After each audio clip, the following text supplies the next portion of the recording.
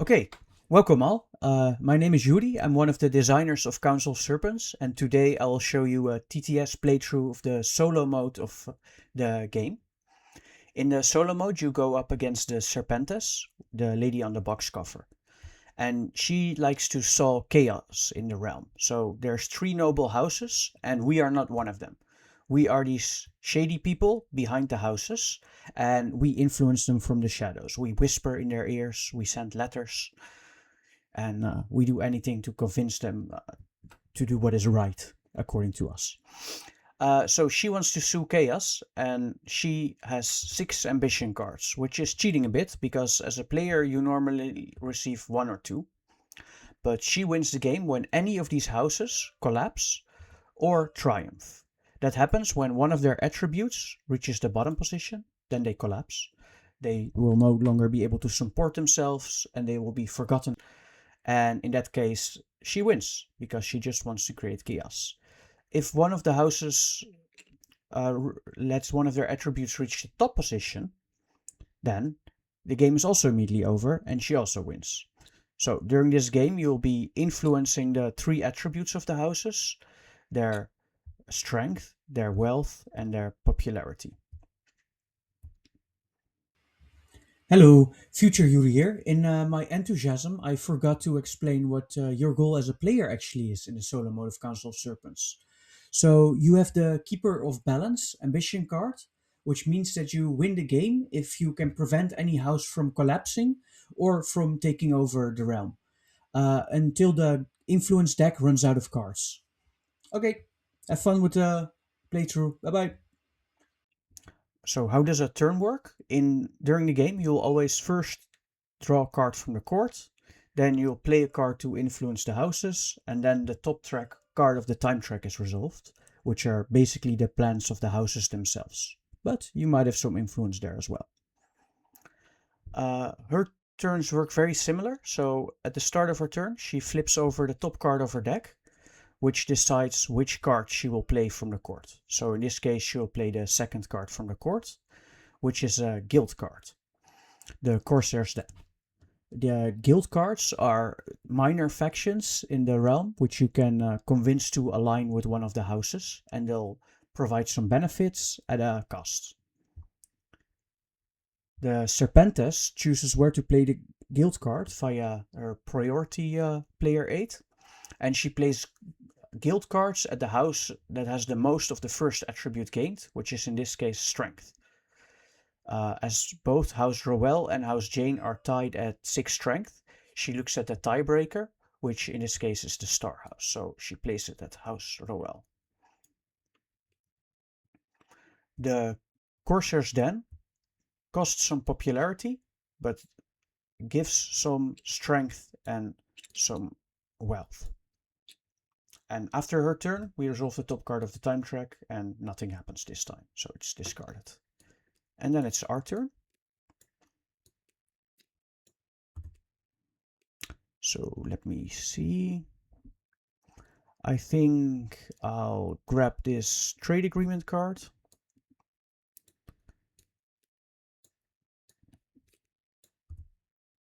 And then, let me think. I think I want to strengthen House Jane a bit. And they're quite strong now, but they will lower their strength in a minute. And this also lowers their popularity because these barbarians that I now associate with their house cost some wealth and cost some popularity. And now we resolve the time track effect, so House Jane becomes a bit weaker, but also more popular. And then this card is discarded. And we go to the turn of the Serpentess already. And she will play the first card in the court. A Conflict for Riches card. And these conflict cards are, you can antagonize the houses towards each other even more. The first conflict card played between 2 houses, you can see, is the inciting incident. And it can be escalated into a full-blown war, which can be pretty dramatic events in the game. She plays conflict cards between the strongest and the weakest house. Well, the weakest house is currently House Clay at 5 strength, and both Roel and Jane are at 7. So we look again at the tiebreaker, which is House Jane. She'll place it between House Clay and House Jane. And House Jane becomes a bit richer, and House Clay is not happy about it.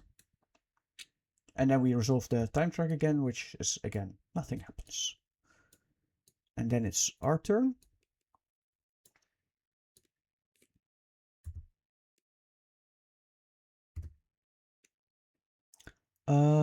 After our turn, we can see that Clay is becoming a bit stronger, so they would have the same strength, which is relatively good for us. There would be nothing truly bad happening, so I think I'll focus on something else.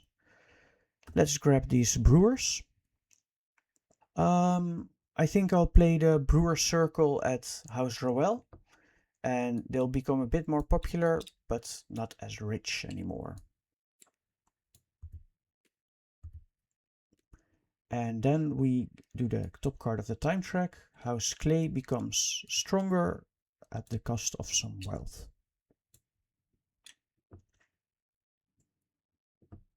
Okay, we go to her third turn. This is a struggle card, and these type of cards are used to tweak the difficulty of the Serpentess. So we have 4 different difficulty levels, and hopefully the easiest one is doable for new players, and the hardest one are tough even for me.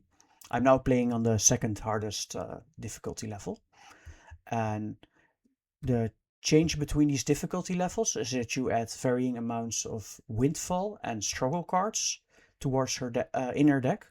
Struggle cards make your life harder, and windfall cards help you. And you also remove a certain amount of influence cards from the deck. So at the harder levels, you both have to hang on for longer, and there will be more chaos in the realm. When such a card is drawn, you place it at the bottom of the time track, and it will resolve its effect exactly like one of these cards. And she'll just take another turn. It doesn't count as her turn, so hop. She'll play the third card in the court, conflict card, and she always wants to start a war. So she'll start this war.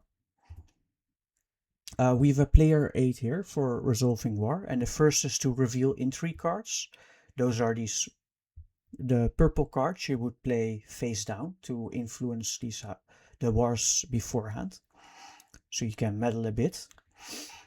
But there are no intrigue cards at either of these houses, so we go to the next step, and that is comparing the strength.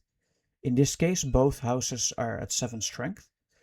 And if one house would have been stronger, they would steal popularity equal to the difference. But they're equal in strength, so no house wins the war, and both houses lose half their strength and then round up in the third step, and then the conflict cards are discarded. Okay, so that was a pretty mellow war in this case. They can be pretty severe. It's possible that a house steals 7 of popularity or wealth from another. And then we go to the last card in the time track, which is a House Roel card, which costs them some popularity and gains them some wealth. And at the end of the next turn, the struggle card will resolve. Let me see. So House Jane is pretty weak now. That's not great. Take this conflict for glory card. I'll place it here. And when the inciting incident is that the right house gains some popularity at the cost of some of the left house. And I'm basically taking care of this house becoming really strong, and hopefully not. I don't want them to become too strong. So when they're in conflict, it's easy for me to lower their strength again. We'll see if it's a wise decision later. Then we go to the struggle card, and these guys hinder you. So in this case, the most popular house gains popularity, while the least popular house loses popularity. These guys are the most popular, so they gain 1. And these guys are the least popular, so they lose a popularity. And then this struggle card is removed from the game.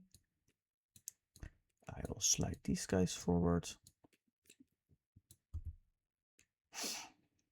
Okay, the time track is now empty, and then the players collectively will build a new time track, including the Serpentess. So how that works is that you draw a card to your hand, and then you pick one of your cards for the sidebar ability, so for the time track action. At this moment, we don't want House Roel to become stronger, so we'll not pick the trade agreement card. House Jane is, well, it's not great, but I will just add a assassin, the nothing happens card.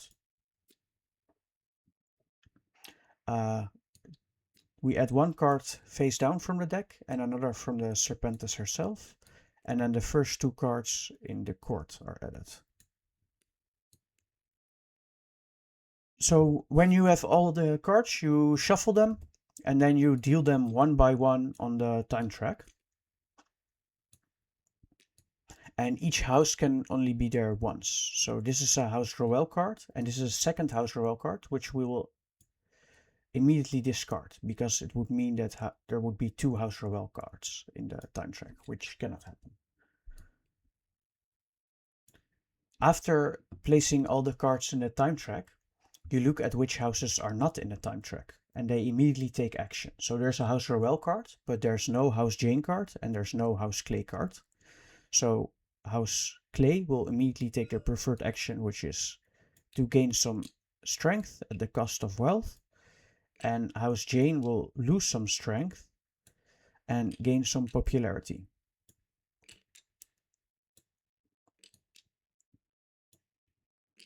So that's not the best, but we'll see if you can manage.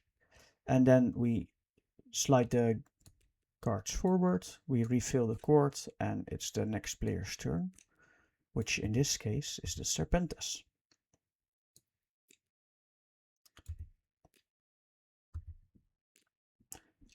She has another card that she will add to the time track, in this case a windfall, so this will help me control wealth a bit.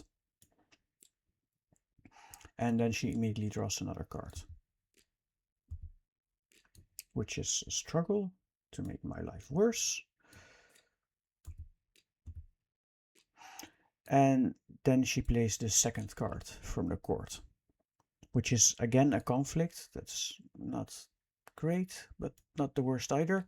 So she'll start a war between House Clay and House Roel, because when she plays a conflict card, she always wants to start a war. When fighting a war, you compare strength. These guys have 6, they have 7. So House Roel wins the war, and they'll steal popularity from House Clay. How much they'll steal? The difference in swords. So in this case, only 1.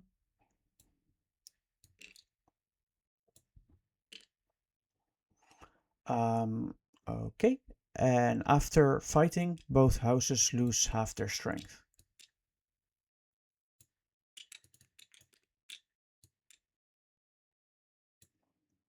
And the conflict cards are discarded. Then we go to the top card of the time track, and the least popular houses lose some military. In this case, that's House Roel, so that's not great, to be honest. And then it's our turn.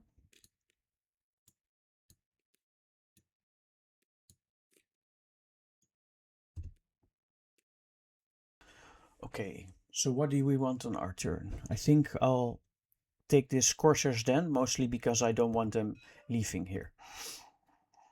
So a big part of the strategy is also taking care of taking cards away from the court that you don't want her to play. I'm happy where the Corsair's Den card is situated, so I'm not going to play it. I think I'll play this trade agreement card between House Clay and House Jane. There's no conflict there, so no conflicts are removed, but they become a bit wealthier, and House Jane as well. I mostly did it to prevent them from going bankrupt. This card is discarded, and then we go to the healers card and the time track, which lowers the military of Roel. That's Going pretty terrible, but we'll see if we can manage and make them more popular. So the strength of all houses is pretty problematic because Our Lady was into war. So she draws a 1, which is a change of plans card. And when she would play a change of plans, she instead discards it and plays the top card of the deck. So she can be a little bit unpredictable sometimes.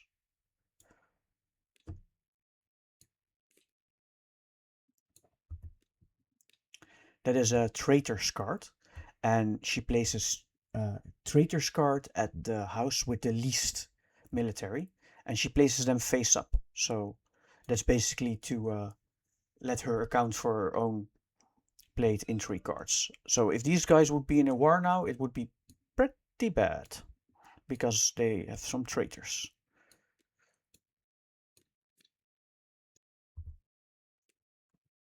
And then nothing happens. Then it's our turn.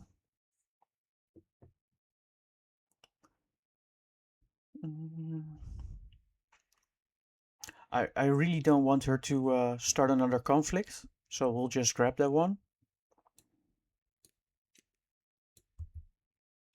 And I think we'll play this peace card.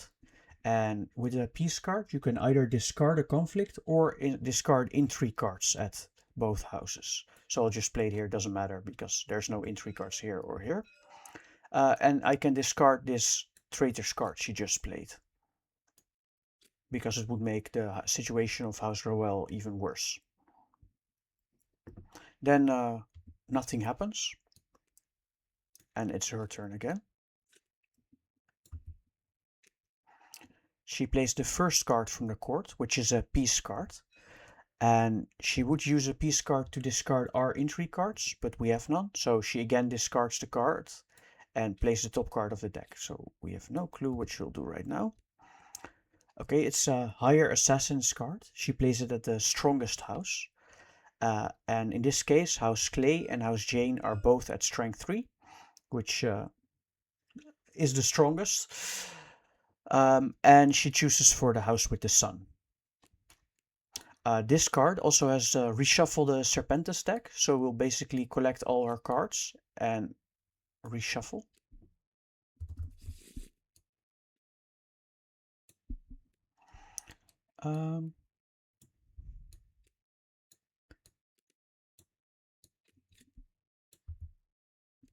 And then we resolve the time track card. So in this case, it's a windfall card, which is helping us out a bit. And the richest houses lose a wealth, and the poorest house gains a wealth. House Clay is poorest, so they gain a wealth. And House Jane and House Roel both lose wealth.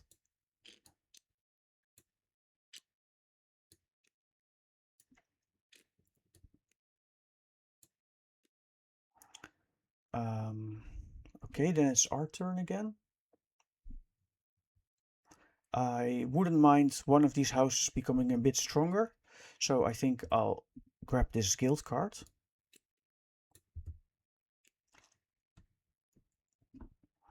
Let me see.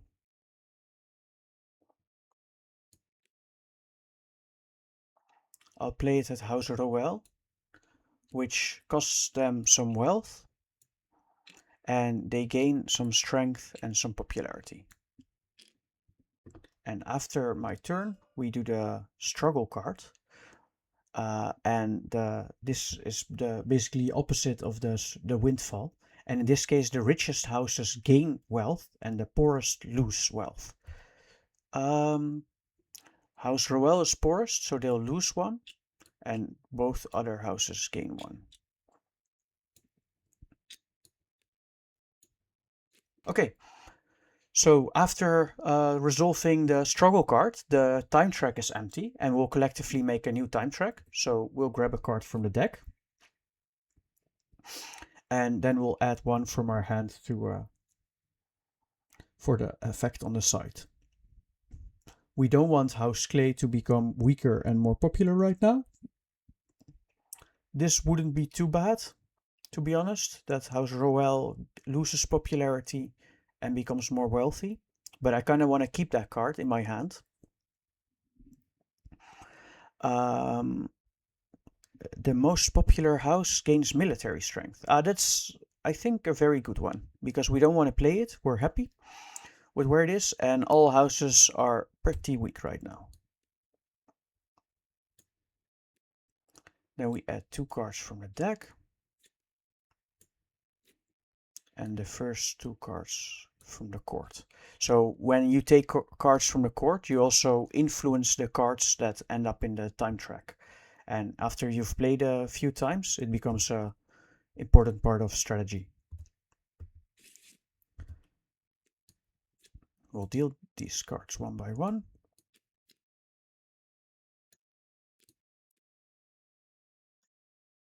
And House Jane.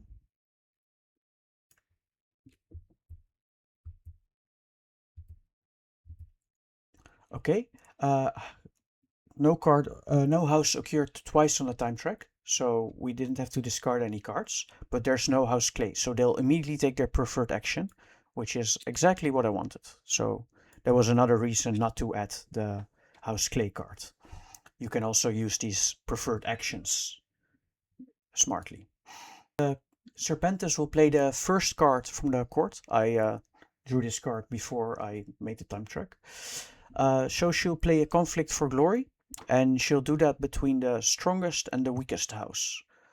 At this moment, both House Roel and House Jane are both at strength 3, and House Clay is clearly the strongest. So we go to the tiebreaker to see with whom House Clay will fight, and it's House Roel. And in this case, House Roel becomes a bit more popular. So that's bad all over the place. House Roel is really popular, and we're in a pretty bad war because of this Assassin's card, which would take away some of the military of House Roel. And House Jane will steal a whole... House Clay will steal a whole lot of stuff.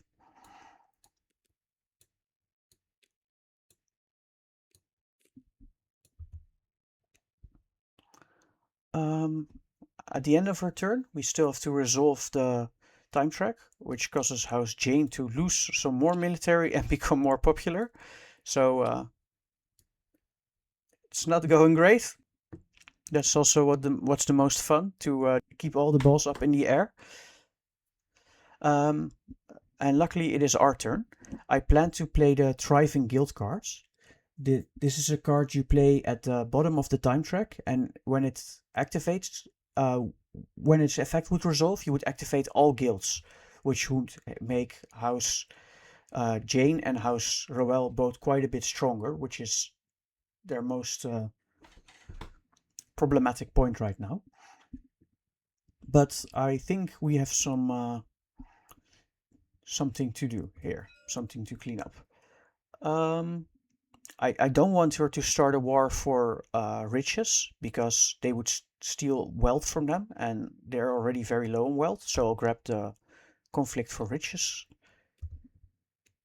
card, and I'll play a traitor's card at House Clay. Okay, then we go to the Corsair's Den, and the most popular house will become a bit stronger. So that's House Jane, and that's exactly what we planned. That's perfect. Okay, and then we go to her turn again. A 2. So she plays the second card in the court, which is not too bad, to be honest. A Thriving Guilds. Normally this card is very impactful, but we kind of wanted it. Only the popularity of House Roel is problematic. So that is one of our things to try to fix right now. And then we go to the time track, and again, still House Jane is the most popular, so they'll gain some wealth. That's not what we wanted.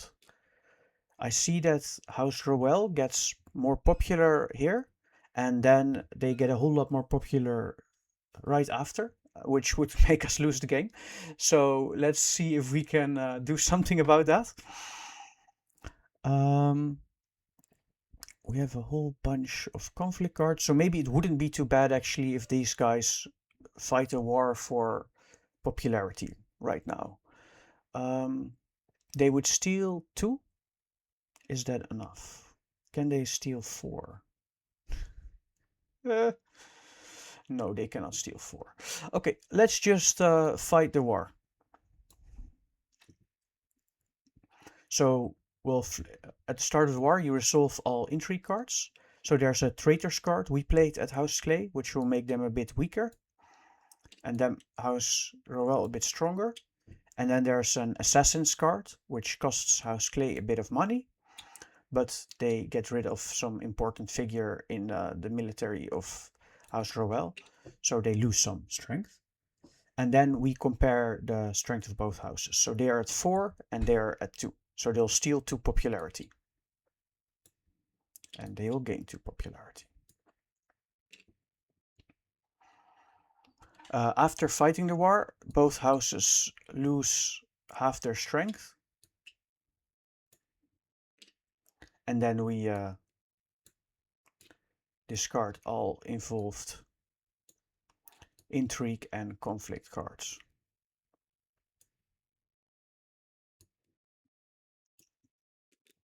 And at the time, and the time track step is nothing happens, so that doesn't matter. Right now, it's okay. Let's see what the Serpentess will do to make our life rough. She'll again play a thriving guild card. That's pretty horrible, to be honest, because we'll see. Okay, we'll see. We'll deal with it when we have to. So now House Roel will become poorer and more popular. And then it's our turn. And at the end of our turn, this Thriving Guilds card will trigger, which will reactivate the Savage Clans, the Hunter's Hall, the Brewer's Circle, and the Corsair's Den. So they'll gain 2 popularity, which is tolerable. They'll lose a wealth, which is not great, and they'll gain 3 strength, which is great, to be honest. And here we're very happy actually with that one resolving again. So I'm now thinking about this Hunter's Hall card. No, if I now play this card, we immediately lose the game because they would leave here. So that would be a very stupid idea. I think I'll take this peace agreement. It never hurts to be able to get rid of a conflict. The only question is, what will we actually play? I fear we kind of have to start a conflict right now. We can use this conflict for riches card here to make House Jane a bit less wealthy and House Roel a bit wealthier. That seems great. And then the Thriving Guild cards activates. So we'll first do the Savage Clans, which is perfect for us because it stabilizes House Jane a bit. And then all these 3 guys activate. So we'll just go from left to right. The Corsair's Den costs some popularity, but gains wealth and strength. That one is great. The Brewer's Circle is not great. Will become a little less wealthy, but very popular. And the Hunter's Hall is so-so. So it costs a bit of wealth, but they'll gain strength and a popularity. And basically we're screwed because this was just the first one. Okay. We'll see. Maybe she makes our life better. She'll play the 4th card.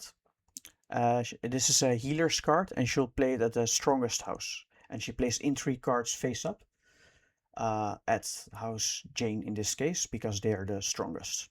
And then another Thriving Guilds card will resolve. So all guilds will activate again. So House Jane will get 2 strength and lose a wealth and a popularity. And then we'll just go from left to right again. So they lose a popularity and gain 1 of both stats.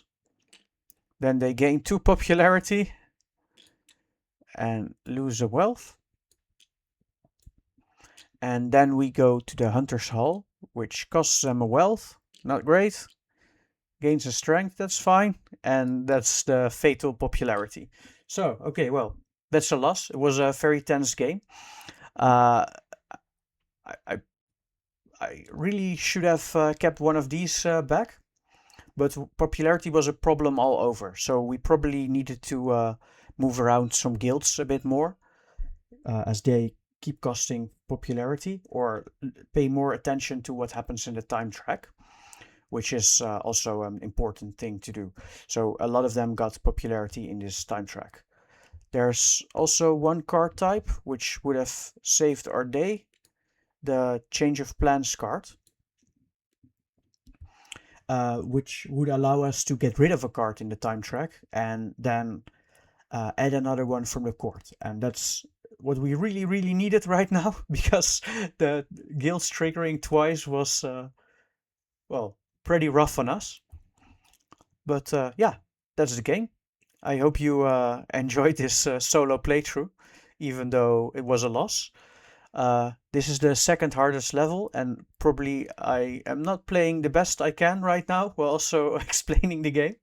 I usually win this level about 80% of the time, and the hardest difficulty level about 50% of the time. And the easier levels are usually a walk in the park for me.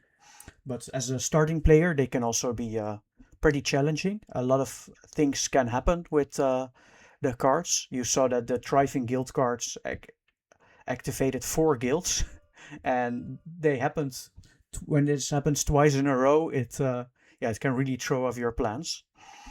So sometimes it's a good idea to keep an emergency change of plans in your hand, for example, or pay attention that not all houses are very popular. I probably should have done that, and made sure that one house, I could pump up the military of one house so they could steal a lot of popularity. But because all houses were pretty popular right now, it was actually very hard to be able to steal. It was hard to create balance, because taking away from a very popular house to another popular house would basically shift the problem. Yeah, I think that's it for now. I hope you enjoyed the playthrough, and if you have any questions, feel free to leave a comment. Cheers!